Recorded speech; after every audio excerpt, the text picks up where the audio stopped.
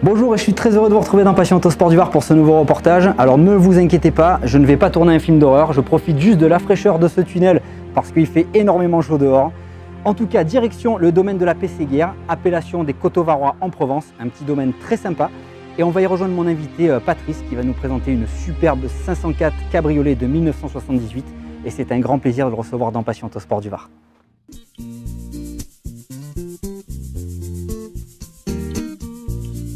Toute autre chose, j'aurais dû m'arrêter faire une pause, mais j'étais trop pressé. N'aurait-on pas pu attendre l'été? Erreur fatale, j'aurais dû t'écouter. Oh. Je me dissocie de bien et mal, car j'étais sûr. Patrice! Salut Mathieu. Eh ben, écoute, c'est un grand plaisir de te recevoir dans Passion Autosport du Var. C'est un plaisir pour moi aussi. T'as la classe. La classe à Dallas, comme on dit, sauf que là, c'est à la Côte d'Azur. Bon, superbe voiture. C'est une belle auto. Ouais. 504 cabriolet. Alors, moi, j'aimais bien le coupé. Je te l'ai dit avant qu'on fasse ce petit reportage. Cabriolet, forcément, dans notre région, cabriolet, c'est pas pareil. Il est plus exploité, donc c'est plus sympa. Alors, petit retour en arrière sur la marque, 504 coupé et cabriolet sorti 1969 à 83. Première version avec un petit moteur 1,8 litre. Injection. Deuxième version, le 2 litres. 2 litres injection. Donc la tienne, c'est un moteur. 70. Voilà, donc toi, c'est le 2 litres. Alors moi, c'est le 2 litres, mais il y a eu des une transition, voilà.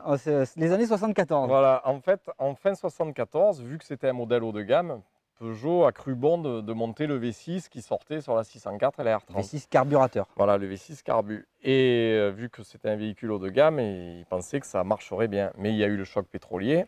En plus, le moteur, il n'offrait pas des performances énormes. Ouais, manquait peut-être même un peu de fiabilité. Donc il y a eu une chute des ventes. Et du coup, en juillet 77, ils ont remis le moteur 2 litres. Et ils ont enlevé le V6 sur le cabriolet qui se vendait très mal. Ils l'ont laissé sur le coupé, mais ils ont mis le 2 litres sur le coupé, le cabriolet, avec un moteur qui n'avait pas de problème et qui marchait très bien.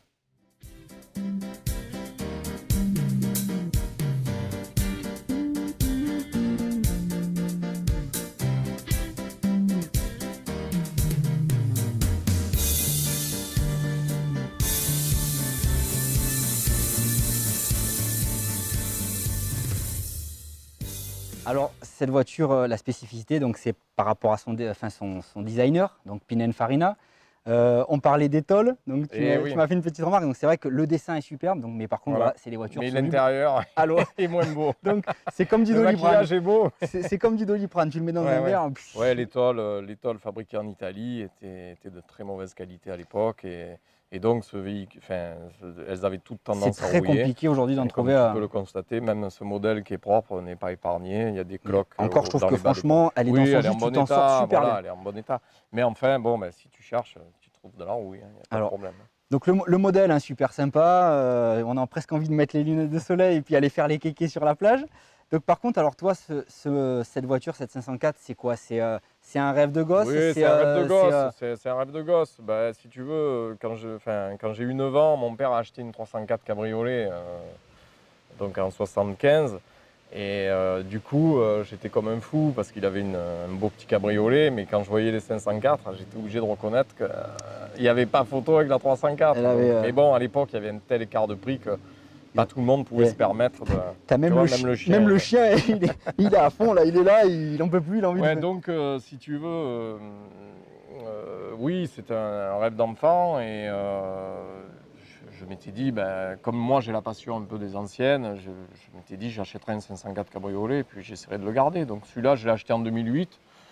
Et c'est vrai que il me donne toute satisfaction. Entièrement satisfaction.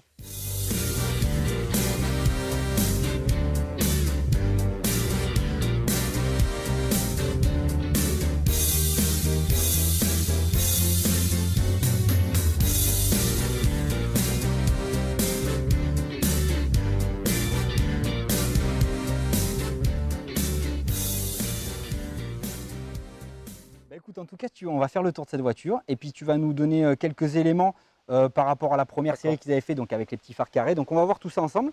Et puis pour ceux qui nous regardent aussi dans Passion Autosport du Var.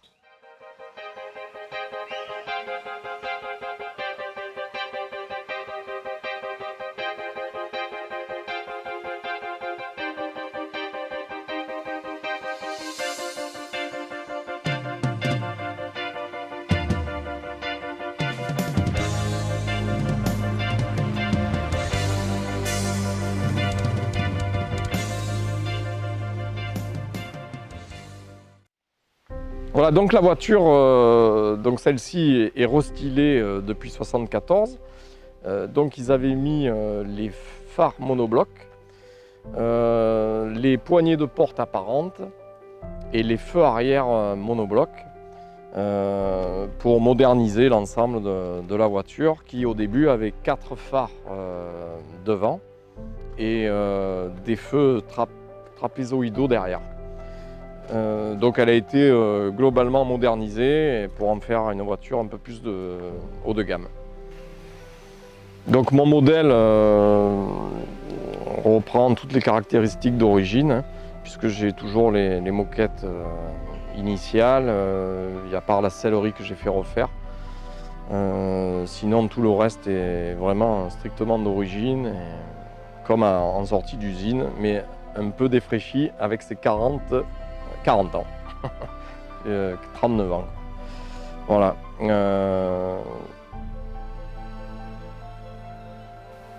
Alors dans le gros du restyling, ils ont mis le rétroviseur chromé réglable de l'intérieur qui donnait plus de sérieux à la voiture. Cette voiture, évidemment, j'ai fait refaire la sellerie quand je l'ai achetée parce qu'elle était dans un piteux état. Bon, j'ai fait refaire une sellerie dans les tons d'origine et dans les coutures d'origine. Par contre, tout le reste de la voiture est 100% d'origine. Et il faut quand même se féliciter pour une voiture française de la qualité de fabrication des matériaux que Peugeot faisait à l'époque quand même. Côté mécanique, le 2 litres injection. C'est une injection indirecte avec une pompe à injection capricieuse quand on ne s'en sert pas. Donc évidemment quand je l'ai acheté, la voiture roulait très peu, donc j'ai eu des soucis de pompe à injection, de pompe à essence. Enfin tout est rentré dans l'ordre maintenant. Et puis c'est vrai que je m'en sers régulièrement, donc je n'ai plus de soucis mécanique à proprement dit. Le moteur développe 106 chevaux. C'est un moteur qui va bien. La voiture, malgré le poids,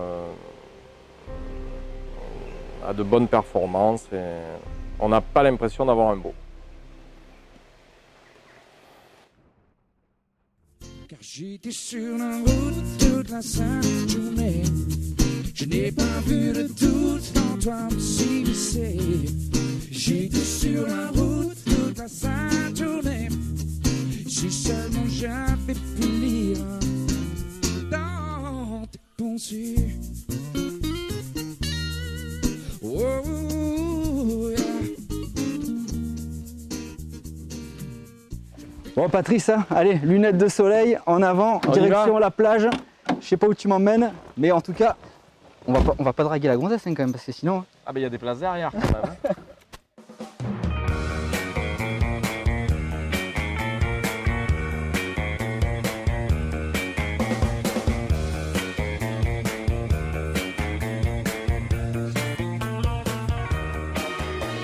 Qui a un fou de bagnole parce que bah, tu possèdes pas que la 504, hein, t'adores ça, t'as baigné dedans, t'es un mordu, t'es piqué dans les veines de ça, un drogué, le mec c'est un drogué. Parle-nous du plaisir justement de conduire ce genre de voiture, revenir un peu dans l'ancien temps, là on est plongé dans les années 70 quoi. Ouais, et puis bon, ce sont des voitures quand même assez faciles à conduire, mais qui, où évidemment il n'y a aucun électronique, hein, donc quand tu freines, tu pries. La voiture est lourde. La voiture est lourde, par contre ce qui est agréable, par rapport aux voitures actuelles, surtout essence, c'est qu'on a l'impression d'avoir des chevaux. Ça, c'est quand même... Là, en fait, c'est les du sensations plaisir. de conduite, c'est le plaisir à l'ancienne. Tu prends une voiture, une voiture de ta génération avec entre 90 et 120 chevaux, et tu prends une voiture aujourd'hui moderne, les Il te faut sensations le ne sont double. pas les mêmes. Il te faut le double de chevaux à l'heure actuelle pour avoir des sensations. Donc c'est une voiture qui avec 106 chevaux s'en tirait honorablement. Par contre, ça consomme. C'est l'inconvénient de ces voitures. Alors en moyenne Faut compter, consommation, ouais, 11 litres. alors 11 litres. Alors il faut Et savoir bon, on que fait pas beaucoup de kilomètres. donc quand ils ont lancé le premier V6, c'était une bagnole, je crois, qui consommait 18 à 20 litres au 100. Ouais, le V6 pour quelques chevaux supplémentaires consommait 6 litres de plus. Et avec les problèmes de réglage carburateur, alors que celle-ci est une injection, donc tu vois, t'as pas de temps mort. En tout cas, ça a l'air vachement souple, ça c'est sûr. Et puis ben, moi j'ai qu'un mot à dire, moi ça me donne envie d'aller à la plage. Donc allez Patrice, emmène-nous à la Côte d'Azur. On va aller boire un petit mojito. Hein, qu'est-ce que t'en penses? Justement, en plus, c'est une voiture que je me sers souvent l'été parce que justement, je ne fais pas que la sortir que le dimanche.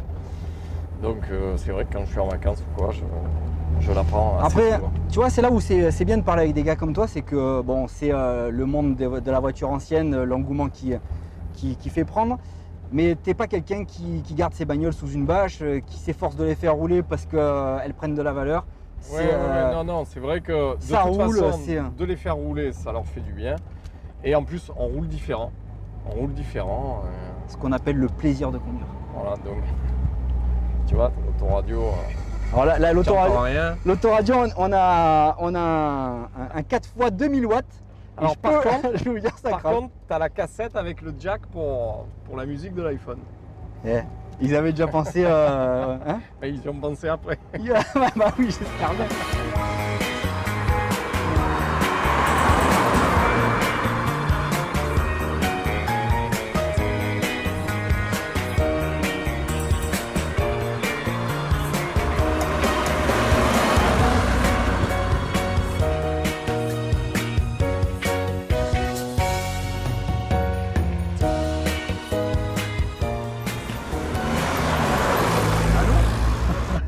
Alors, Ouais, il est ouvert le garage?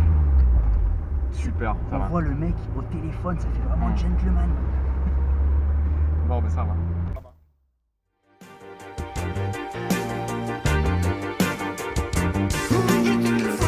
You say you're having fun, but you're busy going nowhere, just lying in the sun. Franchement, c'est génial. Ouais, alors, Ce qu'on n'a pas dit tout à l'heure, c'est qu'il y avait la direction assistée de série. ouais, donc ça c'est. Alors c'est quoi? C'est une vraie direction assistée ou C'est une c'est. vraie direction assistée. C'est une vraie direction assistée. De l'époque, c'est-à-dire que c'est assez souple. C'est vrai que ça se durcit moins Alors à haute après, vitesse. je sais pas si ça te le fait, c'est peut-être moi parce qu'on n'a peut-être pas la même position de conduite. Mais alors l'avant, il est vachement bombé et il est plongeant et du coup on voit pas trop. Ouais, bah si tu écrases quelqu'un, tu le vois à la vidange. Et ce qu'il faut aussi, c'est que par rapport à ton siège, le volant il est excentré sur la gauche. Est-ce que c'est moi ou c'est normal? Tiens, on dirait le poste de conduite, par contre le volant il est énorme. Il est énorme. Oh, Après par contre la boîte, géniale. Alors ouais, ça ce qu'on n'a pas dit aussi, boîte de vitesse jusqu'à ton modèle. Boîte 4. Et après je crois que c'est dans Ouais, les à partir années de 80, 80, ouais, boîte 5. Donc à part donc de ton année, il y avait peut-être le V6 qui avait peut-être la boîte 5. Voilà. Et qui dit boîte 5 dit pare-choc plastique moins joli. On casse du charme de la voiture. Mais en tout cas, une superbe auto, super confortable. La boîte, ça passe, ouais, on est un youtubeur. Oh, j'ai l'impression d'être George Clooney là. Hein? Ou du jardin dans Les Infidèles. Ouais, du jardin, j'en sais rien, mais en tout cas, You're rolling in the wine, you're poison in your body, you're poison in your mind. c'était une super voiture. Moi, j'ai vraiment été honoré de te recevoir dans Passion Autosport du Var Ça m'a fait plaisir. aussi. pour la présentation de ce 504. Et puis, comme je l'ai dit à chaque fois, c'est des mecs passionnés, quoi. C'est terrible. C'est pas une voiture qui reste dans un garage, qui tourne plus. Non, Et c'est en sûr plus, que c'est un elle modèle roule que pas mal. j'adore, donc qui est mythique par son designer, par les deux configurations qu'elle a existé. Française. On avait du savoir-faire à l'époque et puis la 500K, je pense, fait partie vraiment de ces autos. Et je pense que ceux qui nous regardent ont exactement le même ressenti. En tout cas, Pat, merci pour tout. Nous, on s'est piqué une petite tête, ça se voit pas là, mais c'était de la bombe atomique. On a pris des coups de soleil. Et moi, je vous retrouve la semaine prochaine pour le reportage. Alors normalement, je vous l'avais déjà proposé, mais on a eu un petit souci technique, donc on n'a pas pu la faire. Donc ça sera vraiment cette fois-ci la Simca Aronde. Et puis ce sera. Oui, t'es pas trop fan toi de ce genre de bagnole. Si, mais bon. C'est pas ma génération. Alors celle-là, elle est dans son jus. Alors c'est un jeune, donc bizarrement, tu vois, les jeunes reviennent vachement à ce genre de bagnole. Donc ça lui rappelle l'histoire, c'est son grand-père, c'est son machin. C'est Marc Simca. Marc Simca, donc ça sera la Simca Aronde la semaine prochaine. Merci d'avoir suivi ce reportage, à très bientôt. À bientôt. Et on pourra couper. Car j'étais sur la route toute la sainte journée. Je n'ai pas vu de doute quand toi me s'immiscer. J'étais sur la route.